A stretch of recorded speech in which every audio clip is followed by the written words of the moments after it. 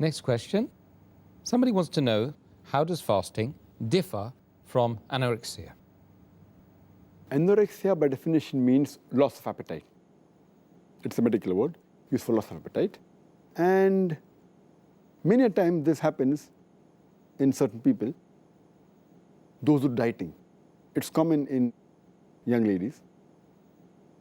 It's a sort of a disease that those who diet, they abstain from food, and then that becomes the habit.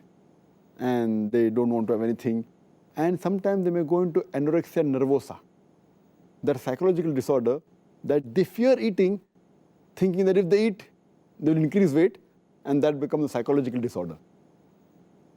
So anorexia is nothing but loss of appetite, and dieting is not preferred, because most of the people that diet, the moment they come off the diet, they either go into anorexia nervosa, that's a psychological disorder which I mentioned, which they fear eating anything, increase of weight, and then they lose weight, the health goes down, or they go into a binge of overeating, bulimic, they eat excessive food. And there were several researches conducted on this, including in Michigan in 1995, where about 557 young ladies enrolled in the university, out of which 86% were dieting.